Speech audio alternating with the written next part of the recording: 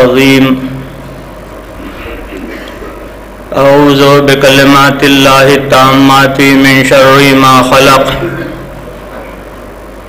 بسم اللہ الرحمن الرحیم الحمد للہ الذی لا یبلغ مدحته القائلون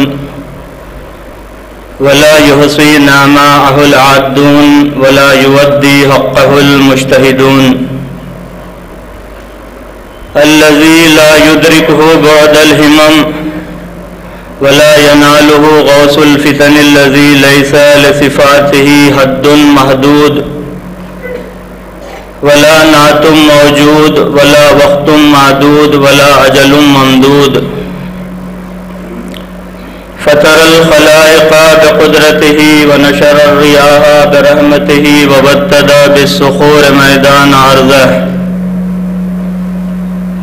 والصلاة والسلام على رسول المسدد والبشير الممجد المصطفى الأمجد والمحمود الأحمد الذي مصداق دنا فتدلى فكان قاب قوسين أو أدنى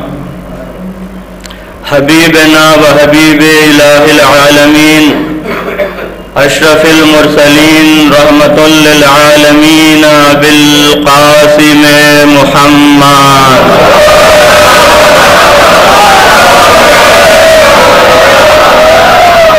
وثم الصلاة والسلام بالتحية والإكرام لا سيما على أبي الأئمة ومعدن النبوة والمخصوص بالأخوة الشجرة التقوى والسامي السر والنجوى ومنزل المن والسلوى يعصوب الدين والإيمان وكلمة الرحمن وكهف الأنام وباب الأمن والأمان الشجاع الغضنفر قاسم طوبى وسخر ميزان الأعمال مقلب الأحوال أذن الله الواعية عين الله الناظرة حجة الله البالغة الإمام النجم الثاقب إمام المشارق والمغارب مظهر العجائب مظهر الغرائب الذي حبه فرض على الحاضر والغائب مولانا ومولى الكونين أبي الحسنين علي بن أبي طالب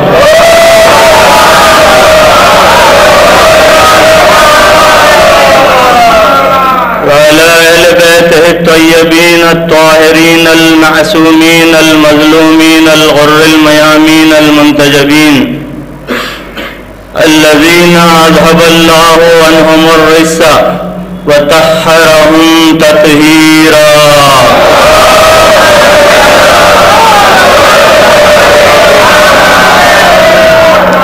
لعنة الله على أعدائهم وقتلتهم أجمعين من الآن إلى يوم الدين أما بعد فقد قال الله سبحانه تبارك وتعالى في كتابه المجيد والفرقانه الحميد وهو أصدق الصادقين بسم الله الرحمن الرحيم وعنده مفاتيح الغيب لا يعلمها إلا هو ويعلم ما في البر والبحر وما تسقط من ورقة إلا يعلمها ولا حبة في ظلمات الأرض ولا رطب ولا يابس إلا في كتاب مبين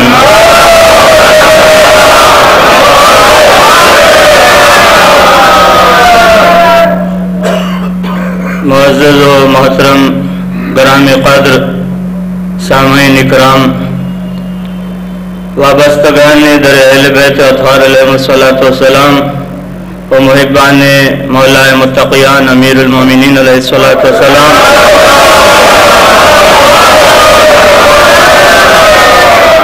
و عزاداران و ماتندارین مظلوم کربلا سید الشہداء علیہ الصلوۃ والسلام قبل اس کے کہ اس آیہ واف ہدایہ کے ذیل میں کچھ اپنے ناقص معلومات آپ حضرات کے گوشے گزار کرنے کی سعادت حاصل کروں، آپ تمام حضرات سے ادباً معروضہ ہے کہ ایک مرتبہ سورۃ الحمد اور 3 مرتبہ سورہ اخلاص کی تلاوت فرما کر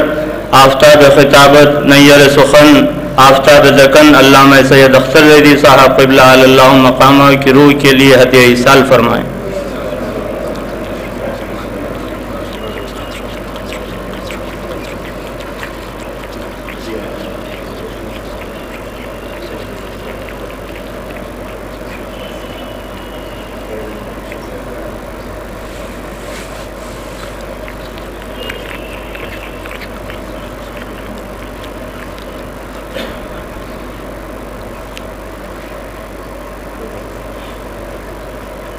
برائے تعدیل ظہور منتقم خون امام حسین علیہ السلام بلند پر سلمان۔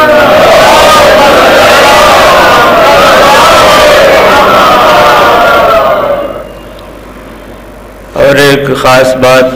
جو آپ حضرات کے روبرو عرض کرنا چاہتا ہوں وہ یہ کہ برادر معظم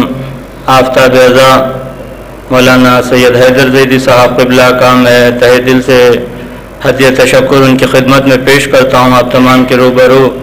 کہ انہوں نے مجھ پر اتنا اعتماد کیا، اور بلکہ میں تو اسے ان کی ذرہ نوازی کہوں گا کہ مجھ جیسے ایک ذرہ دکن کو آفتاب دکن کی مجلس ایصال ثواب سے خطاب کرنے کا موقع عنایت فرمایا۔ اور ایک صلوات ارشاد فرما دیں آپ۔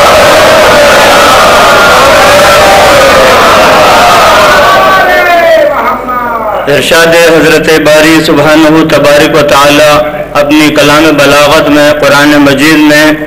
سورہ مبارک الانعام جو کہ قرآن مجید کا 6واں سورہ ہے، اس کی 59ویں آیت کہ جس کی تلاوت کا شرف میں نے حاصل کیا، جس میں پروردگار عالم یہ بیان فرما رہا ہے کہ وَعِندَهُ مَفَاتِحُ الْغَيْبِ لَا يَعْلَمُهَا إِلَّا هُوَ، اور اسی کے نزدیک غیب کی کنجیاں ہیں، کوئی اس سے ہٹ کر اسے جانتا نہیں۔ وَيَعْلَمُ مَا فِي الْبَرِّ وَالْبَحْرِ، اور جو کچھ زمین کی خشکی پر ہے اور جو سمندروں میں ہے وہ بھی اس کے علم میں ہے۔ وَلَا حَبَّةٍ فِي ظُلُمَاتِ الْأَرْضِ، اور زمین کے اندھیروں میں اگر کوئی بیج پنپنے کی راہوں کو طے کر رہا ہو تو اس کا بھی علم اسے ہے۔ اور آخر میں اعلان ہوتا ہے کہ وَلَا حَبَّةٍ فِي ظُلُمَاتِ الْأَرْضِ وَلَا رَطْبٍ وَلَا يَابِسٍ إِلَّا فِي كِتَابٍ مُبِينٍ، کوئی خشک و تر ایسا نہیں جو کتاب مبین میں موجود نہ ہو۔ تو عزیزان گرامی، یہ قرآن ہے اور قرآن کی کچھ اپنی شان و عظمت خود قرآن میں کئی مقامات پر موجود ہے، جس طرح سے کہ سورۃ الحشر کی آیت جہاں یہ ارشاد ہوتا ہے کہ لو انا ما فی الارض لو انزلنا هذا القرآن على جبل لرأيته خاشعا متصدعا من خشية الله وتلك الامثال نضربها للناس لعلهم يتفکرون، کہ اگر ہم اس قرآن کو پہاڑ پر نازل کرتے تو دنیا یہ دیکھتی کہ پہاڑ خشیت الہی سے ریزہ ہو جاتا۔ تو عزیزان گرامی، یہ قرآن کی شان ہے کہ شان نزول بیان کیا گیا۔ اور پھر سورہ بقرہ میں ایک مقام پر ارشاد ہوتا ہے کہ وَإِن كُنتُمْ فِي رَيْبٍ مِّمَّا نَزَّلْنَا عَلَىٰ عَبْدِنَا فَأْتُوا بِسُورَةٍ مِّن مِّثْلِهِ، کہ اگر تم اس قرآن کو لے کر شک میں مبتلا ہو تو فَأْتُوا بِسُورَةٍ مِّن مِّثْلِهِ، کہ اس کے جیسا ایک سورہ لا کر بتا دو۔ مکمل قرآن کی بات نہیں بلکہ ایک سورے کی بات کر رہا ہے پروردگار عالم کہ اس کی مثال کا ایک سورہ لا کر بتا دو۔ اور عالم انسانیت آج تک اس بات سے قاصر ہے کہ ایک سورہ تمثیل کے طور پر، مثال کے طور پر لا کر پیش کر سکے۔ تو یہ قرآن کی عظمت ہے، جلالت ہے جو بیان ہو رہی ہے، اور مختلف مقامات پر مختلف انداز سے بیان ہوا۔ کہیں یہ کہا گیا کہ قُلْ لَئِنِ اجْتَمَعَتُ الْجِنُّ وَالْإِنسُ عَلَىٰ أَن يَأْتُوا بِمِثْلِ هَٰذَا الْقُرْآنِ لَا يَأْتُونَ بِمِثْلِهِ، اے حبیب آپ ان سے کہہ دیجئے کہ اگر تمام کے تمام جن و انس اس بات پر مجتمع ہو جائیں، اس بات پر اجتماع کر لیں، اس بات پر جمع ہو جائیں کہ ہم قرآن کی مثال لا کر بتا دیں گے، تو لوکانا، تو اس کے باوجود بھی وہ لوگ اس قرآن کی مثال لا کر نہیں پیش کر سکتے۔ آگے ارشاد ہوتا ہے کہ لوکانا بعضهم ببعض ظہیرا، یہاں تک کہ وہ ایک دوسرے کے معین و مددگار بن جائیں، ایک دوسرے کا تعاون کرنے لگ جائیں، تب بھی قرآن کی مثال پیش نہیں کی جا سکتی۔ یہاں قابل غور یہ بات ہے کہ آپ کا بھی مشاہدہ ہے اور دنیا میں کئی ایک واقعات موجود ہیں کہ اگر کوئی شخص کوئی انسان کسی ایک جن کو مسخر کر لیتا ہے تو اس کے پاس اتنے کمالات پیدا ہو جاتے ہیں، کشف و کرامات کا وہ مالک بن جاتا ہے اور لوگ اس کے گرویدہ ہو جاتے ہیں۔ یہاں پروردگار عالم نہ کسی ایک انسان کی بات کر رہا ہے نہ کسی ایک جن کی بات کر رہا ہے، بلکہ کہا جا رہا ہے کہ تمام کے تمام جن، تمام کے تمام انسان ایک جگہ اتحاد کر لیں کہ قرآن کی مثال پیش کر دیں گے تو وہ ہرگز پیش نہیں کر سکتے۔ تو یہ قرآن ہے، اتنا عظیم قرآن جب موجود ہے تو پھر عالم انسانیت کو اس قرآن سے کیا فائدہ ہے؟ تو عزیزان گرامی، اس فائدے کا بھی نقصہ قرآن ہی نے بتایا کہ ایک مقام پر ارشاد ملتا ہے کہ وَإِن كُنتُمْ فِي رَيْبٍ مِّمَّا نَزَّلْنَا عَلَىٰ عَبْدِنَا فَأْتُوا بِسُورَةٍ مِّن مِّثْلِهِ۔ اور اسی طرح سے سورہ بقرہ کی ابتدائی آیات جن کی تلاوت آپ ہمیشہ کرتے رہتے ہیں، جہاں یہ ارشاد ہوتا ہے کہ ذَلِكَ الْكِتَابُ لَا رَيْبَ فِيهِ، یہ وہ کتاب ہے کہ جس میں شک کی کوئی گنجائش نہیں۔ هُدًى لِّلْمُتَّقِينَ، یہ ہدایت ہے تو متقین کے لیے۔ تو عزیزان گرامی، اب یہ ڈھونڈنا پڑے گا کہ قرآن سے ہدایت حاصل کرنے کے لیے اول تو متقی بننا پڑے گا۔ متقی کون بن سکتا ہے؟ اس کا خود آپ مختلف مقامات پر مختلف علماء سے سنتے ہی رہتے ہیں کہ تقوی کے جو معنی لیے جاتے ہیں وہ مختلف علماء مختلف انداز میں بتاتے ہیں۔ کوئی اورات کو تقوی کہتا ہے، کوئی نماز زیادہ پڑھنے کو تقوی کہتا ہے، کوئی روزہ رکھنے کو تقوی کہتا ہے، لیکن ان سب کے درمیان سب سے ممتاز معنی آپ حضرات کی خدمت میں بیان کروں گا، جو کائنات کی ممتاز ترین ہستی جناب احمد مجتبیٰ حضرت محمد مصطفیٰ صلی اللہ علیہ وسلم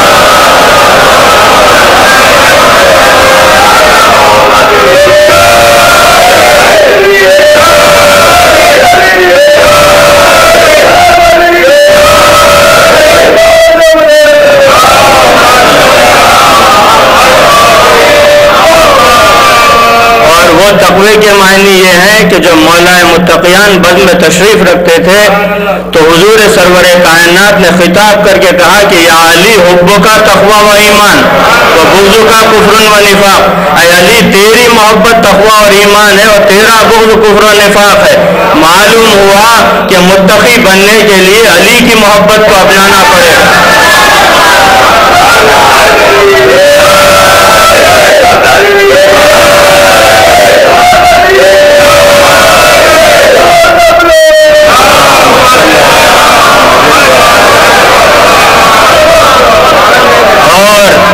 جب علی کی محبت آ جائے تو انسان متقی بنتا ہے، اور جب متقی بن جائے تو تب قرآن ہدایت دیتا، ورنہ آپ لاکھ حفظ کر لیں، رات اور دن تلاوت کرتے رہیں، گلے میں حمائل کر کے رکھ لیں، قرآن سے ہدایت حاصل نہیں ہو سکتی جب تک کہ متقی نہ بن جائے۔ اور متقی بننے کے بعد تب قرآن بتائے گا کہ مجھ میں یہ معنی و مفہوم موجود ہے۔ تو عزیزان گرامی، اس سے زیادہ پرلطف مقام بیان کر دوں کہ عام طور پر اس آیت کا ترجمہ یہ کیا جاتا ہے کہ ذالک الکتاب لا ریب فیہ، اس میں کوئی شک نہیں، یہ کتاب وہ ہے۔ لیکن قرآن کی بس یہی وتیرہ ہے کہ پوچھا جائے اس کے معنی و مفہوم تو اسی ہستی سے پوچھا جائے جن کے متعلق حضور سرور کائنات نے کہا کہ انا مدینۃ العلم و علی بابو، علم حاصل کرنا ہے تو علی کے در تک آئے۔ تو اس میں مولا متقیان یہ فرماتے ہیں کہ یہاں جو لا ریب کہا گیا ہے وہ میرا لقب ہے، ذالک الکتاب لا ریب فیہ، یہ وہ کتاب ہے جس میں لا ریب ہے۔ لا ریب یعنی مولا فرماتے ہیں میں ہوں اس کتاب میں، لا ریب فیہ ھدی للمتقین، اور میں ہوں ہدایت متقین کے لیے۔ تو اب جب مولا کی محبت اپنائی جائے گی تو تب اس میں قرآن میں جا بجا ایک ایک حرف مدح علی کرتا ہوا نظر آئے۔ خدا کی قسم ابھی ثابت کر دوں گا، جس آیت کی میں نے تلاوت کی اس میں ایک ایک لفظ مدح علی کر رہا ہے۔ تو عزیزان گرامی، جہاں بہت سے مقامات آہستہ آہستہ طے کر کے میں آگے بڑھ جاؤں کہ یہ مولا خود فرماتے ہیں کہ لا ریب میرا لقب ہے، میں قرآن میں موجود ہوں اور میرے ذریعے سے ہی متقین ہدایت فرماتے ہیں۔ تو عزیزان گرامی، اس طرح سے کئی مقامات پر قرآن کی عظمت کی آیتیں موجود ہیں، اور یہاں پر ایک بات آپ حضرات کی خدمت میں عرض کرتا چلوں کہ قرآن کے جہاں مختلف فوائد ہیں وہیں امام صادق آل محمد امام جعفر صادق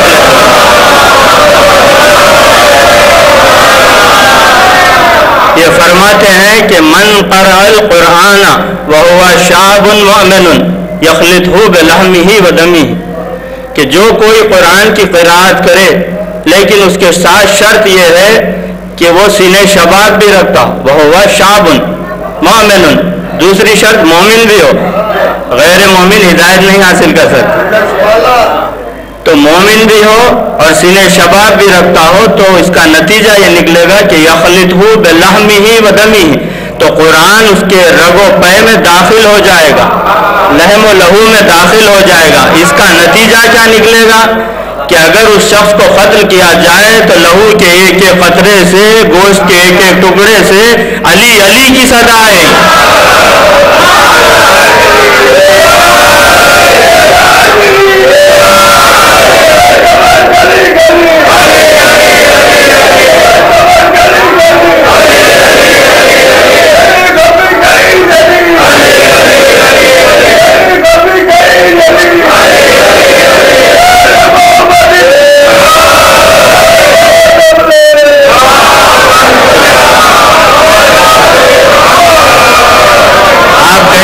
وہ کیسے؟ میں کہوں گا حدیث رسول ہے، علی مع القرآن والقرآن مع علی۔ تو عزیزان گرامی ایسے مختلف مقامات ہیں جہاں علی کی مدح سرائی کر رہا ہے قرآن، تو اسی طرح سے آپ منازل کو طے کرتے ہوئے جائیں گے تو قرآن کی عظمت بھی ظاہر ہوگی، اور پھر قرآن تو پروردگار عالم مدح علی ہی کے لیے نازل کیا۔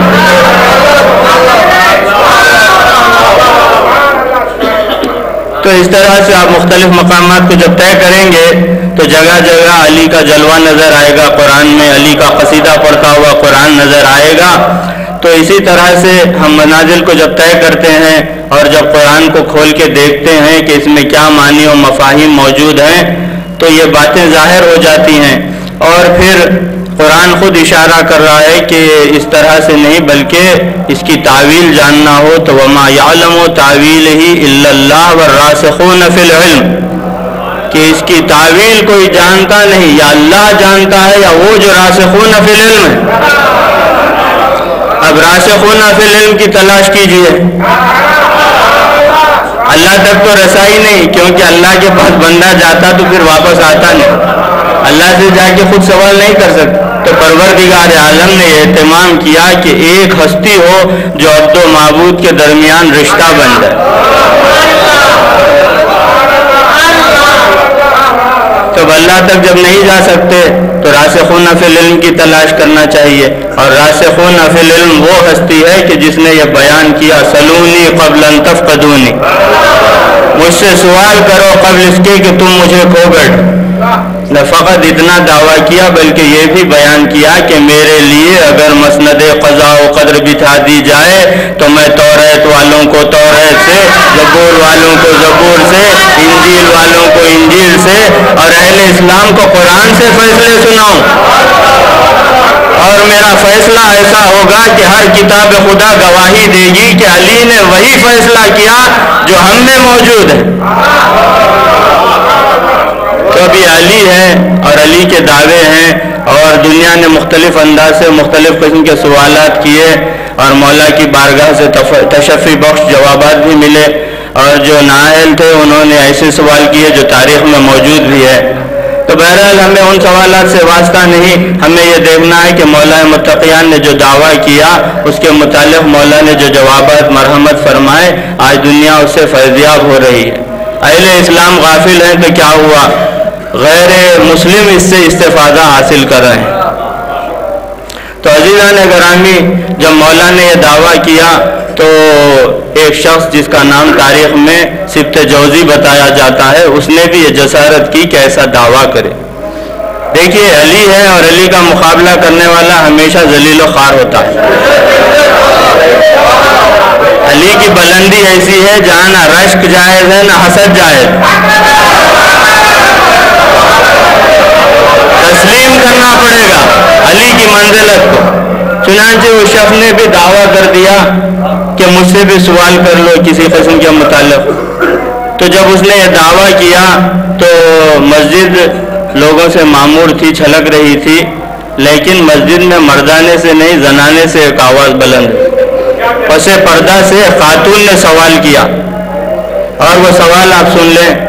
کہ اس نے کہا، وہ بھی قرآن سے سوال کر رہی تھی. دیکھیے آپ، وہ ذکیہ تھی اس لیے اس نے سوال کیا، اور سوال کیا کہ تو نے اتنا بڑا جب دعویٰ کیا ہے تو میرا ایک سوال ہے، بیان کر دے. میں نے قرآن میں پڑھا ہے کہ حضرت سلیمان جو نبی تھے ان کے دستے اقدس پر ایک چونٹی نے ان سے کلام کیا. مجھے یہ بتا دے کہ وہ چونٹی نر تھا یا مادہ تھی. دعویٰ تو کر دیا لیکن جیسے ہی سوال ہوا آسان خطا ہو گیا، جواب بننا پڑا. تو جواب دینے کے بجائے کہنے لگا کہ مجھے تو یہ بتا کہ تو اپنی شوہر کی اجازت سے آئی ہے یا بغیر شوہر کی اجازت کے آئی. تو اس نے کہا کہ اس سوال سے اس سوال کا کیا ربط ہے. تو اس نے جب یہ کہا تو وہ عورت ذکیہ تھی اور عالی فہم تھی، وہ خاموش نہیں بیٹھی بلکہ پھر ایک سوال کر لیا. اس نے کہا کہ یہ بتا کہ جنگ جمل میں جو خاتون آئی تھی وہ کس کی اجازت سے؟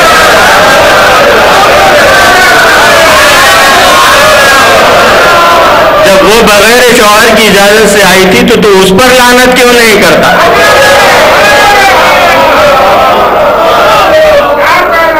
تو عزیزان گرامی دیکھ لیا نا نتیجہ، علی سے مقابلہ کرنے کا، علی کے جیسا دعویٰ کرنے کا نتیجہ کیا ہو؟ ذلت کا سامنا کرنا پڑا.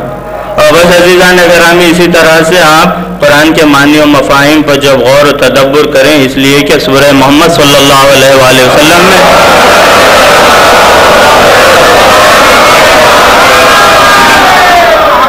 یہ ارشاد ملتا ہے کہ افلا یتدبرون القرآن ام علی قلوبہم اقفالها. تم قرآن میں غور و تدبر کیوں نہیں کرتے؟ کیا تمہارے قلوب پر قفل لگے ہوئے ہیں؟ معلوم ہوا کہ کھلے ہوئے دل کی نشانی یہ ہے کہ قرآن میں غور کرے، تدبر کرے. اب یہاں ذرا سی وضاحت کرتا چلوں کہ تدبر اور تفکر میں ذرا سا فرق ہے. وہ فرق یہ ہے کہ تفکر یعنی آپ کی فکر کو بے لگام چھوڑ دیجئے چاہے جو نتیجہ نکال لے، اور تدبر یعنی کہ جہاں یہ ارشاد ہوا وما یعلم تاویلہ الا اللہ والراسخون فی العلم، یا اللہ سے سوال کریں یا وہ جو راسخون فی العلم. اور راسخون فی العلم کے متعلق میں نے ابھی آپ حضرات کی خدمت میں بیان کر دیا کہ اس سے مراد مولائے متقیان ہے. تو لازماً انسان کو در علی پر آنا پڑے گا، اپنی جبین کو خم کرنا پڑے گا اور وہاں سے خیرات علم حاصل کرنا پڑے گا، قرآن کا علم. اور قرآن میں ہر خوش کو تر موجود ہے. ابھی میں نے آیت کی تلاوت کرنا. تو عزیزان گرامی جب ان منازل کو طے کریں گے تو تدبر کو پروردگار عالم نے پابند کیا کہ راسخون فی العلم کے ارشاد کی روشنی میں غور کیا جائے. قرآن آزادی نہیں ہے فکر کی، جو چاہے نتیجہ نکال کے، یہی معنی و مفہوم موجود ہے قرآن میں. اسی کا نتیجہ ہے کہ آج اتنے مسالک موجود ہیں اسلام، ورنہ ایک ہی مسلک ہوتا، وہ علی کا مسلک ہوتا. تو عزیزان گرامی یہ تمہیدی گفتگو تھی. اب آئیے جس آیت کی میں نے تلاوت فرمائی اس کے متعلق عرض کرتا چلوں کہ وَعِندَهُ مَفَاتِحُ الْغَيْبِ لَا يَعْلَمُهَا إِلَّا هُوَ وَيَعْلَمُ مَا فِي الْبَرِّ وَالْبَحْرِ وَمَا تَسْقُطُ مِنْ وَرَقَةٍ إِلَّا يَعْلَمُهَا وَلَا حَبَّةٍ فِي ظُلُمَاتِ الْأَرْضِ وَلَا رَطْبٍ وَلَا يَابِسٍ إِلَّا فِي كِتَابٍ مُبِينٍ. کوئی خشک و تر ایسا نہیں جو کتاب مبین میں موجود نہ. پہلے ذرا ادھر یہ آخری ٹکڑے کی میں تشریح کرتا چلوں کہ پروردگار عالم جو بیان کر رہا ہے کہ کوئی خشک و تر موجود نہیں ہے. تو عام طور پہ آج بھی لوگ کہتے ہیں کہ بھئی یہ 2 دفتیوں میں جو قرآن موجود ہے اس میں ہر خشک و تر کیسے آ سکتا ہے؟ اس وقت بھی مولائے متقیان سے سوال کیا گیا کہ ہر خشک و تر قرآن میں کیسے موجود ہے؟ تو مولا نے فرمایا کہ جس طرح سے ایک بیج میں درخت اور اس کی نسلیں چھپی ہوئی ہوتی ہے، اسی طرح سے قرآن میں ہر چیز موجود ہے. ایک بیج ہوتا ہے انسان کے سامنے، جب اسے زمین کے زیر زمین پیوست کیا جائے، اس پہ پھر پانی ڈالا جائے تو اس میں سے پودے پھوٹتے ہیں، کوبلیں پھوٹتی ہیں، درخت بن جاتا ہے، پھر اس کی درخت میں